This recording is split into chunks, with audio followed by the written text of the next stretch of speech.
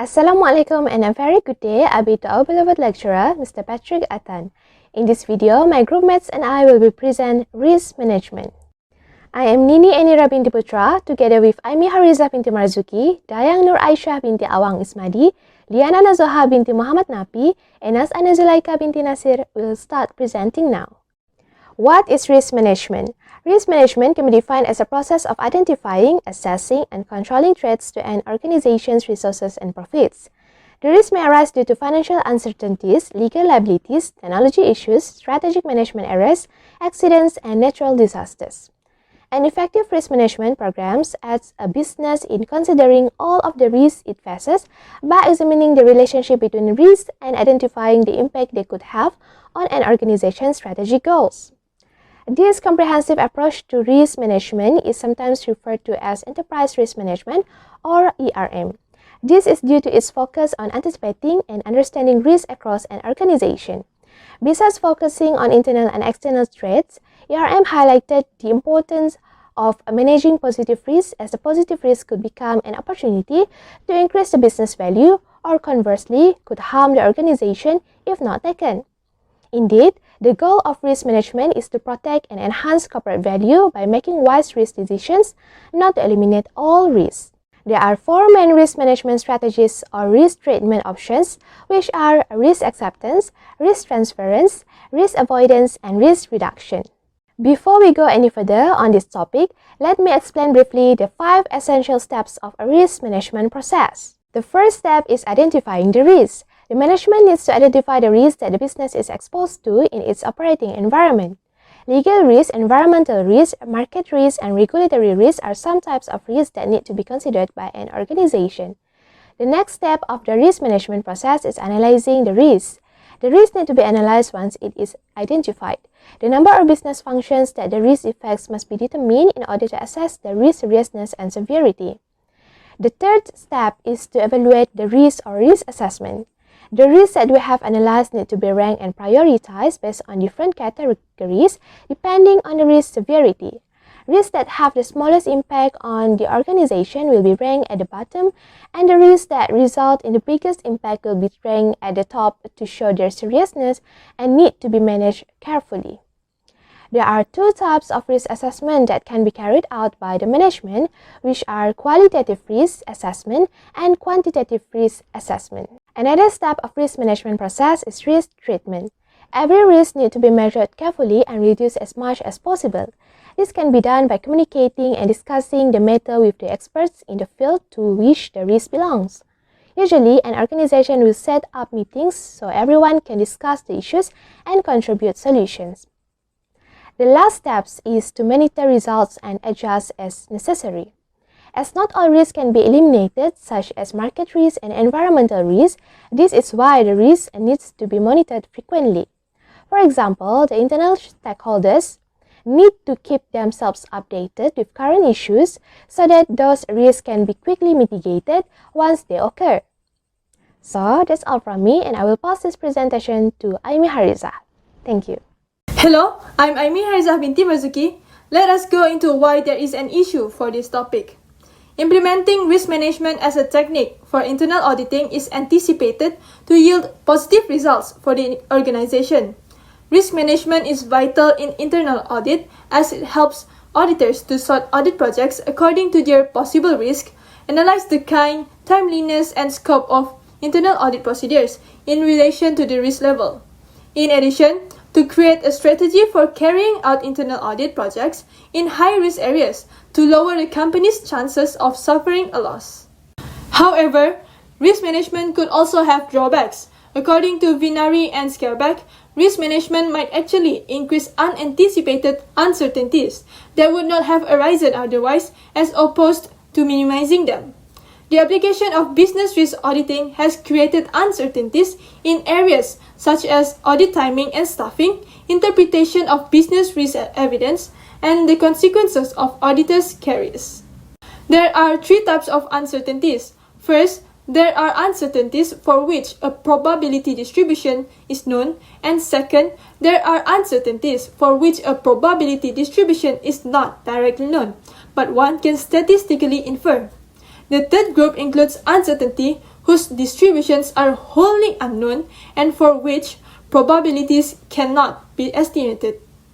The field study that was done by Vinery and Skerbeck determined that uncertainties have emerged due to the professional identities and duties of operational managers, which are outlined by the framing devices. The uncertainties that were highlighted in the study were the uncertainties regarding the legal aspects of risk management solutions. In particular, the issue concerning the types of documents that are considered legally valid. Other than that, the uncertainties regarding the definition and operationalization of risk management. And lastly, uncertainties regarding the resources available for expanding risk management. Next, Ms. Liana Nazuha will continue with her explanations. Thank you. Thank you, Aimi Hariza. Hello, Mr. Patrick. I am Liana Nazuha binti Muhammad Nafi, and I will continue this presentation with the discussion on how risk management is related to the internal audit function. Risk management has been developed and assessed mainly through the internal audit function, said Vinery and Skerbeck in 2014, as they claim that majority of the risk management practices used nowadays were created by auditors. This statement has been approved by external experts that enhances the management of risk sustainability and the internal audit function, though it may be temporarily remove the tense situations, discussions, and differences of opinions among management and auditors over how the management of risk should be defined. Another approval is from the senior management of the main authority, which also, in the view of internal auditors, played significant part in the overall development of the risk management structure. They believe internal audit is one of the key roles in helping them as senior management to give an unbiased opinion on the assessment of the suitability and efficacy of their risk management in order to achieve the organization's strategic and operational goals, although, according to Kabuye and other co-authors in 2019, a distinct risk management function has been established within organization. So, the internal audit function must be in line to risk management by focusing on regulatory, functional, business, strategic, technological, and also other risks. Next, according to Satyawa and co-authors in 2021, the Institute of Internal Auditors also believes responsibility of internal audit is one of the crucial factors in helping to connect with risk processes to meet the stakeholders' demands and generate more meaningful risk capabilities. Due to the strategies for risk mitigation in an organization usually use more traditional ways. Internal audit is supposed to be more proactive in assisting the management to achieve the company's goal by risk recognition and evaluation, engagement of individuals, procedures, and systems with business strategy, assessment, and estimation of factors associated with the risk. When the efficiency of the risk management increases, the independence of internal auditors will also improve by keeping tabs on the management team's activity, said Tabit in 2019. Internal auditors has received influence and power from the combination of internal control and risk management, but they should not manage the risk management systems by themselves, as it might jeopardize their independence, but only monitor the risk management. Thus, according to Vinery and Skerbeck, the internal auditors ought to play their supportive role in risk management due to the probability of causing overflow to the risk management systems. I think that's all from me. I'll pass this presentation to Nas Aina Zulaika. Thank you. Next, I am Nas'aina Zulaika binti Nasir and I will discuss on how internal auditors can solve this issue. The issues of unexpected uncertainty that may arise from the risk management processes can be handled by internal auditors by recognizing uncertainties and presenting them as risks by adhering to recognized categories of rules and recommendations based on, for example, by implying the Committee of Sponsoring Organizations (COSO). The COSO framework offers management recommendations on how to implement and assess internal control procedures that enhance governance procedures. The COSO framework establishes three distinct but overlapping categories of objectives. These allow organizations to concentrate on different aspects of internal control. First, operations objectives pertain to how effectively and efficiently the organization conducts its business. They include objectives for operational and financial performance as well as protecting assets from loss. Second, reporting objective, which cover both internal and external financial and non-financial reporting, are concerned with the accuracy of reporting. Thirdly, compliance with rules and regulation that the company is required to follow is related to compliance objective. Moving on to the 5 key elements that make up the internal control system. The first key element is environmental control. Control environment is the set of standards, processes, and structures that provide the basis of carrying out internal control across the organization. The principles of established ethical standards, management philosophy, responsibility allocation, and the direction and leadership given by senior management on internal control make up the control environment.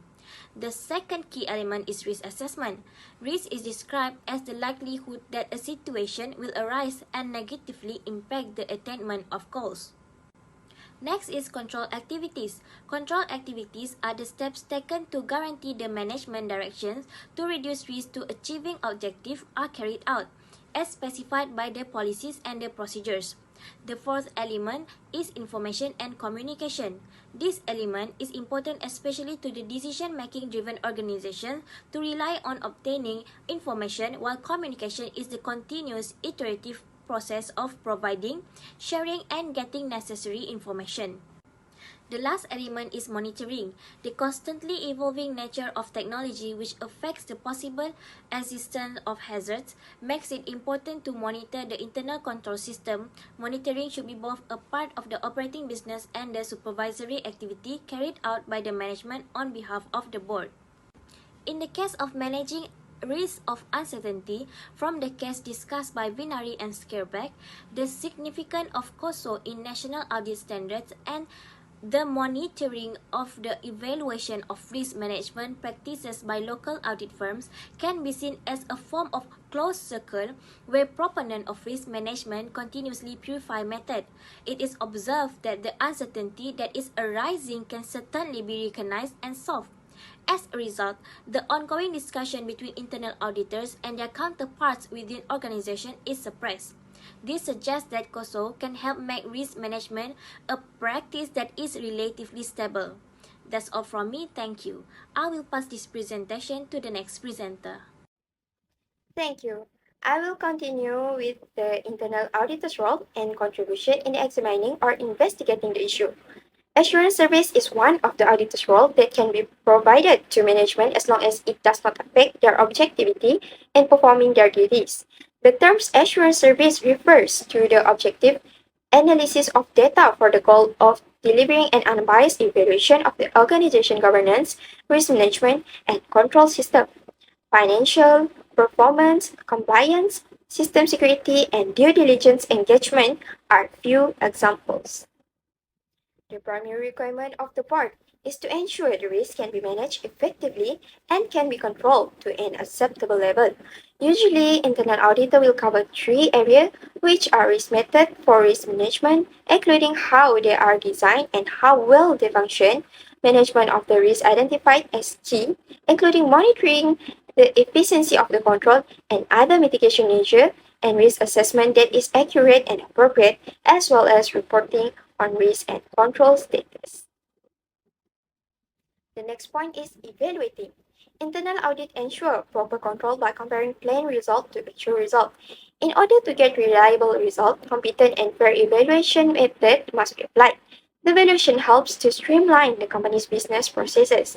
The audit team, on the other hand, probes a collection of records and asks questions, making the result questionable. The goal of an internal audit is to enhance the efficiency of the company's operation. A shift in the function of the internal audit has occurred from a focus on ensuring compliance to a focus helping the business develop. Moving to the last point, which is consulting service. When it comes to consulting service, it is essential to keep in mind that the internal auditor does not take on any of managerial obligation of the company. The manner in which this measure will be carried out will be discussed and agreed upon with the management. If senior management is dedicated to enterprise risk management, and internal auditing does not participate in the actual risk management process, then internal auditing may supply consultancy service in the case of ERM, which is the responsibility of management. Last but not least, referring to the issue of uncertainties, internal auditors can contribute to assist the management in the decision-making process. They only can monitor and give an appropriate suggestion on how to deal with the risk. The knowledge that the internal auditor has is more than others make them qualified and can be the best person to give advice on a company's risk management. In conclusion, today's dynamic worldwide climate makes risk management a top priority because it's essential to the long-term survival of the company. Internal audit is also a strategic activity, particularly in the current post-crisis environment. Internal audit varies widely amongst firms, from a typical assurance orientation to that of a value-added orientation.